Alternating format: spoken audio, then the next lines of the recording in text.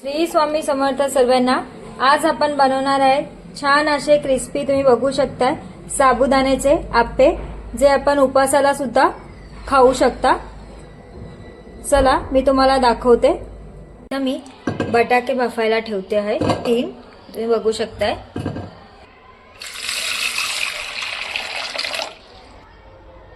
बटाटे पण बाफून घेतले आहे, शेंगदाणे पण छान असे भाजून घेतले। आता आपण त्याला छान असं मिक्सर मध्ये काढून घ्यायचं आहे। इथं मी पहिले बटाट्याची साल काढून घेते, तुम्ही बघू शकता।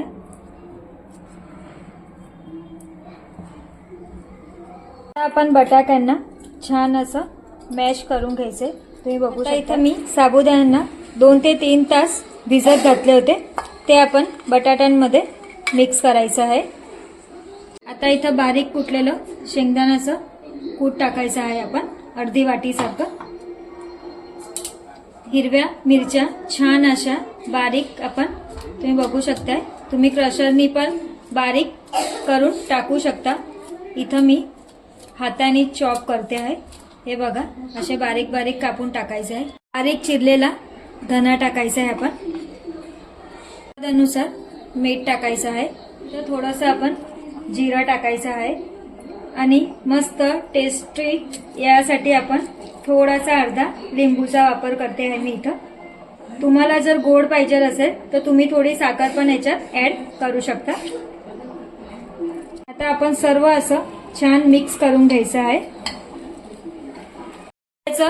भांड्यामध्ये आज मी साबुदाण्याचे आप्पे बनवणार आहे। तुम्ही बघू शकता, आपला पॅन गरम होतो तोपर्यंत आपण वडे बनवून घ्यायचे आहे। पहिले आपण थोडं थोडं तेल टाकून द्यायचं आहे, त्याला थोडं तेल लावून घ्यायचं आहे आणि तुम्ही बघू शकताय छान असं गोल शेप करून घ्यायचा आहे आपण, हे बघा। आणि पॅन मध्ये आपण एक एक करून ठेवायचं आहे, तुम्ही बघू शकताय। आपण जास्त मोठे मोठे बनवायचे नाहीये आणि याच्यामध्ये खूप छान असे क्रिस्पी होणार आहेत, हे बघा।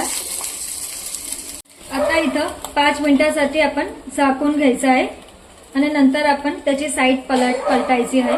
पलटवली आहे, तुम्ही बघू शकताय, आणि छान असे क्रिस्पी आपले झाले आहेत। अजून एक बार आपण झाकून दुसऱ्या साईडला होऊ द्यायचं आहे। छान आणि मस्त क्रिस्पी असे आपले आप्पे रेडी झाले आहे। आता आपण त्याला छान असं डिश मध्ये काढून घ्यायचं आहे।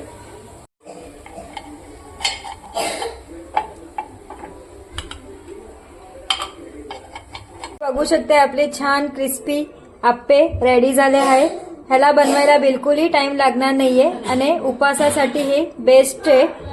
हे बघा, साबुदाणे खाऊन जर कंटाळा आला असेल तर तुम्ही असं बनवू शकता।